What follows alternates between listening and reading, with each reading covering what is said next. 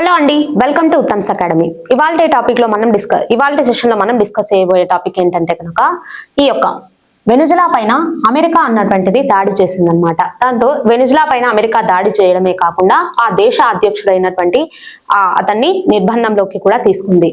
అయితే దీని గురించి ఇక్కడ మనకి ఈ యొక్క వెనుజులా అధ్యక్షుడిగా ఎవరు ఉన్నారని చూసుకుంటే నికోలస్ మదురో గారు ఉన్నారనమాట. దీనికి సంబంధించి అసలు ఎందుకు ఈ అమెరికా అన్నటువంటిది దాడి చేయడం జరిగింది, ఇలా దక్షిణ అమెరికా పైన దాడి చేయడం అన్నటువంటిది దాదాపు మనకి 36 ఏళ్ల తర్వాత మళ్ళీ ఒక దక్షిణ అమెరికా దేశం పైన అమెరికా అన్నటువంటిది దాడి చేసింది అనమాట. దీనికి గల కారణంగా అమెరికా అన్నటువంటిది ఏమనేసి చెప్తుంది అనేసి మనం చూసుకుంటే ఎక్కువగా మనకి ఈ డ్రగ్స్ అన్నటువంటివి మా దేశంలో తరలిస్తున్నారు కాబట్టి మేము అరెస్ట్ చేశాము అన్నటువంటి ఉద్దేశంతో చెప్తుంది అమెరికా అన్నటువంటిది. లేదు వెనుజులా అన్నటువంటిది ఏ విధంగా ఆరోపణలు చేస్తుంది, లేదు మా దేశంలో ఉన్నటువంటి చమురు నిల్వలన్నింటినీ కూడా ఆక్రమించే ఉద్దేశంతోనే ఈ యొక్క అమెరికా అన్నటువంటిది దాడి చేసింది అనేసి చెప్పింది అనమాట. దీనికి సంబంధించి మొత్తం ఇన్ఫర్మేషన్ అంతా కూడా ఈ వీడియోలో డిస్కస్ చేద్దాము.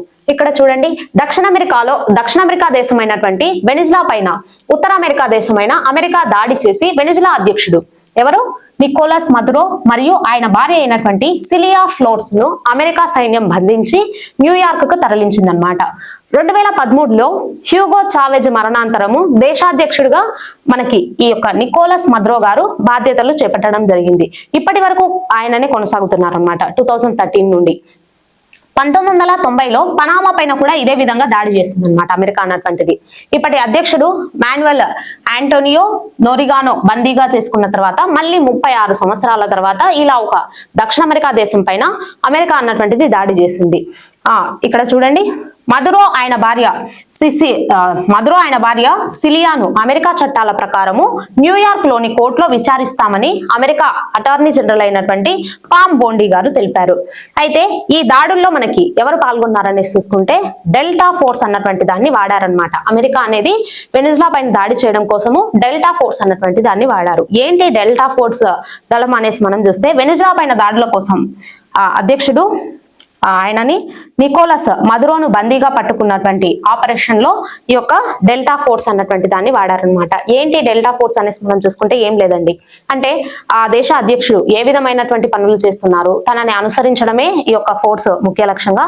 తర్వాత సడన్ గా దాడి చేయాలంటే కుదరలేదు కదా, ఒక ప్లానింగ్ అన్నటువంటిది ఉండాలి. ఆ ప్లానింగ్ చేసి మిడ్ నైట్ లో ఈయన ఏమేం పనులు చేస్తున్నారు, ఏ విధంగా ఎవరిని ఫాలో అవుతున్నారు, తర్వాత ఆయన పెంచుకునేటువంటి జంతువు దగ్గర నుంచి ప్రతి ఒక్క దాన్ని కూడా వీళ్ళు పసిగడుతూ ఉన్నారనమాట. అలా పసిగట్టడం తర్వాత ఒక్కసారిగా ఈ యొక్క దాడిని అనేటువంటిది చేశారు. దానికోసము మనకి ఏమని చెప్తాము, ఎక్కువగా నిఘా ఉన్నటువంటి ఆ దేశం అధ్యక్షుడి పైన దాడి చేయడం కోసమే ఈ యొక్క డెల్టా ఫోర్స్ అన్నటువంటి దాన్ని వాడారనమాట. అంటే అత్యంత ఖచ్చితత్వంతో ఈ యొక్క దాడులు అన్నటువంటివి చేశారు. ముఖ్యంగా ఈ డెల్టా ఫోర్స్ లో మనం చూసుకుంటే సముద్రానికి సంబంధించి ఎవరైతే సైనికులు ఉంటారో వాళ్ళని వాడాము అన్నటువంటిది కూడా మనకి చెప్పడం జరిగిందనమాట. దాని గురించి కూడా డిస్కస్ చేద్దాంలేండి. అయితే ఇక్కడ చూడండి, ఈ దాడి అసలు ఎందుకు చేశారు అనేది మనం చూస్తే తమ దేశంలోకి డ్రగ్స్ ను విచ్చలవిడిగా సరఫరా చేస్తుందని అమెరికా అన్నటువంటిది వాదన చేస్తుంది అనమాట. కాదు, మా దేశంలో ఉన్నటువంటి చమురు నిల్వలు, మనకు తెలుసు చమురు నిల్వలలో వెనిజులా అన్నటువంటిది టాప్ లో ఉందండి. ఈ యొక్క చమురు నిల్వల కోసమే కుట్ర ఇది అనేసి వెనిజులా వాదించింది అనమాట. అమెరికాకు కావాల్సింది డ్రగ్స్ నియంత్రణ కాదు, వెనిజులాలో ఉన్నటువంటి అపారమైన చమురు నిల్వలను దక్కించుకోవడమే వారి అసలు లక్ష్యం అనేసి కూడా మనకి చెప్పింది అనమాట వెనిజులా అనేటువంటిది. అందుకే నా ప్రభుత్వాన్ని కూల్చారని అమెరికా భావిస్తుంది అని మనకి నికోలస్ మదురో గారు ఒక ఇంటర్వ్యూలో కూడా చెప్పడం జరిగింది. వెనిజులా అధ్యక్షుడిని బేడీలతో కట్టేసి కళ్ళకు గంతలు కట్టి అమెరికా యుద్ధ నౌక అయినటువంటి ఏ యుద్ధ నౌకలో బందీగా ఆయన్ని తీసుకెళ్లారు న్యూయార్క్ అనేసి మనం చూసుకుంటే కనుక ఏఐఈఓ జిమావో అన్నటువంటి నౌకలో తరలించారనమాట. మరి ఇక్కడ చూడండి, అమెరికా నిర్బంధించినటువంటి నికోలస్ మదురో దాదాపు మనకి 12 సంవత్సరాలుగా 2013 తర్వాత ఈయన యొక్క వెనిజులా అధ్యక్ష పదవి అనేటువంటిది చేపట్టారనమాట. దాని తర్వాత మనకి 12 సంవత్సరాలుగా వెనిజులా అధ్యక్షుడుగా కొనసాగుతున్నారు. ఆయన ప్రముఖ వామపక్ష నేత అయినటువంటి మాజీ అధ్యక్షుడు అయినటువంటి హ్యూగో చావెజ్ గారికి అత్యంత సన్నిహితుడు. హ్యూగో చావెజ్ మరణించిన తర్వాత మనకి ఆ దేశ అధ్యక్ష బాధ్యతలు అనేటువంటివి చేపట్టారనమాట. వెనిజులా రాజధాని కారాకస్ లో ఎప్పుడు ఈయన జన్మించారు, నికోలస్ మదురో గారు అని చూసుకుంటే 1962లో నికోలస్ జన్మించారు. 1990లో బస్ డ్రైవర్ గా పనిచేశారు. అదే సమయంలో మనకి వామపక్ష రాజకీయ ఉద్యమాల్లో కూడా చురుగ్గా పాల్గొని తదనంతరం జాతీయ అసెంబ్లీ అధ్యక్షుడిగా ఎన్నికయ్యారనమాట. దాని తర్వాత మనకి ఈ యొక్క విదేశాంగ మంత్రి బాధ్యతలు అనేటువంటివి కూడా చేపట్టారు. మనకి తెలిసి ఇక్కడ 2013 తర్వాత హ్యూగో చావెజ్ మరణించిన తర్వాత ఆ దేశ అధ్యక్ష బాధ్యతలు అన్నటువంటివి తాత్కాలిక అధ్యక్షుడిగా పదవి అన్నటువంటిది చేపట్టారు. దాని తర్వాత మనకి అదే ఏడాది జరిగినటువంటి ఎన్నికలు ఏవైతే ఉంటాయో, ప్రత్యక్ష అధ్యక్ష ఎన్నికలు ఏవైతే ఉంటాయో వాటిలో అతి తక్కువ మెజారిటీతో మనకి విజయం అనేటువంటిది సాధించారనమాట. పూర్తి స్థాయిలో అధ్యక్ష బాధ్యతలు అనేటువంటివి చేపట్టిన తర్వాత నికోలస్ మదురో గారే మనకి ఈ యొక్క పరిపాలన అనేటువంటిది చేపడుతున్నారు ఇప్పటి వరకు కూడా చూసుకుంటే. అయితే ఈయన పరిపాలన ఏ విధంగా ఉంది వెనిజులాలో అనేది మనం చూస్తే గనక అనేక సంక్షోభాలు అన్నటువంటివి ఎదుర్కొంటుంది వెనిజులా అనేది కూడా. ఈయన పైన కొన్ని ఆరోపణలు ఉన్నాయన్నమాట. అంటే ఆర్థిక వ్యవస్థ అనేటువంటిది బాగా చితికిపోయింది, ద్రవ్యోల్బణం అనేటువంటిది ఎక్కువగా ఉంది ఆ దేశంలో, తీవ్ర ఆహార కొరత అనేటువంటిది ఏర్పడింది. ఈ విధంగా మనకి ఆ యొక్క దేశ పరిస్థితులు అనేటువంటివి ఉన్నాయి. అయితే 2025 జనవరిలో మనకి మదురో మూడవసారి, అంటే నికోలస్ మదురో గారు మళ్ళీ మూడవసారి ఆ దేశ అధ్యక్షుడిగా పగ్గాలు అన్నటువంటివి చేపట్టారు.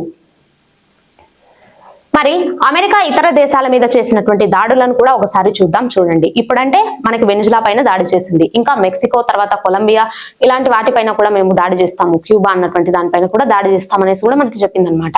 అయితే ఇది వరకు చేసినటువంటి దాడులు ఏమేం చేసింది అమెరికా అన్నటువంటిది, ఏ దాడులు అన్నటువంటిది చేసింది అనేది మనం చూద్దాము. ఇక్కడ చూడండి, 1989లో పనామా పైన అమెరికా అన్నటువంటిది దురాక్రమణ చేసింది అనమాట. అప్పటి ఆ దేశ అధ్యక్షుడు ఎవరనేసి మనం ఇక్కడ చూస్తే కనుక మాన్యుయల్ నోరిగానోను నిర్బంధించి, నోరిగాను సుదీర్ఘ కాలం పాటు ఈ యొక్క అమెరికా, ఫ్రాన్స్, పనామా జైళ్లలో మగబెట్టారనమాట. 2017లో ఆయన 83 ఏళ్ల వయసులో బ్రెయిన్ ట్యూమర్ తో మరణించడం జరిగింది. ఇక్కడ అదే విధంగా ఇరాక్ పైన కూడా దాడి అనేటువంటిది చేసిందండి. 2003లో ఇరాక్ పైన దాడి చేసింది అనమాట. అప్పటికి ఆ దేశ అధ్యక్షుడిగా ఎవరున్నారనేసి మనం చూస్తే ఇక్కడ సద్దాం హుస్సేన్ ను అమెరికా బలగాలు అన్నటువంటివి నిర్బంధించి ఈ యొక్క ఇరాక్ వద్ద ఎందుకు నిర్బంధించారనేసి మనం చూసుకుంటే కనుక ఈ ఇరాక్ అన్నటువంటిది భారీ అణ్వాయుధాలు అనేటువంటివి కలిగి ఉంది. దానివల్ల ప్రపంచానికి నష్టం అనేటువంటిది కలుగుతుంది, ముఖ్యంగా మా దేశానికి థ్రెట్ అన్నటువంటిది ఉంటుంది. ఇలాంటి కారణాలన్నీ చూపించి 2003లో ఇరాక్ పైన కూడా దాడి చేస్తుంది అనమాట. 2003 డిసెంబర్ 13న మనకి సద్దాం హుస్సేన్ గారిని నిర్బంధించారు. ఇరాక్ వద్ద భారీ విధ్వంసానికి దారి తీయగల ఆయుధాలు ఉన్నాయనే సాకుతో అమెరికా ఆ దేశం పైన దాడి అనేటువంటిది చేసిందనమాట. సద్దాం ప్రభుత్వాన్ని కూల్చివేసింది. మానవాళికి వ్యతిరేకంగా నేరాలు చేశారంటూ సద్దాం పైన అమెరికా అభియోగాలు అనేటువంటివి మోపుతూ ఆ తర్వాత ఆయన్ని ఉరి కూడా తీశారు. దీనిపైన విచారణ అనంతరము 2006 డిసెంబర్ 30న సద్దాం హుస్సేన్ గారిని ఈ యొక్క అమెరికా అన్నటువంటిది, అమెరికా ప్రభుత్వం ఏదైతే ఉందో అది ఉరి కూడా తీసిందనమాట. 2026లో మళ్ళీ మనకి ఇప్పుడు వెనిజులా పైన ఈ దాడి అన్నటువంటిది చేసి ఆ దేశ అధ్యక్షుడైనటువంటి నికోలస్ మదురో గారిని కూడా నిర్బంధించారనమాట. ఆయన భార్యని కూడా నిర్బంధించడం జరిగింది, సిలోయో గారిని. ఇక 2026లో వెనిజులా పైన దాడి చేసిందనే చెప్పుకున్నాం కదా. మరి వెనిజులాకు సంబంధించి క్యాపిటల్ ఏంటి అనేసి మనం చూసుకుంటే కారాకస్ అన్నటువంటిది.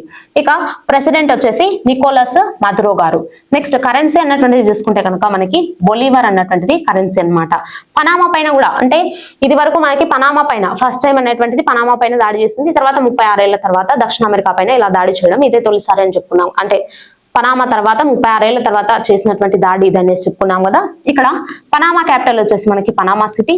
కరెన్సీ అన్నటువంటిది చూసుకుంటే కనుక బాల్బోవా అన్నటువంటిది కరెన్సీగా ఉందండి. ఇదండి దీనికి సంబంధించి. Thank you for watching.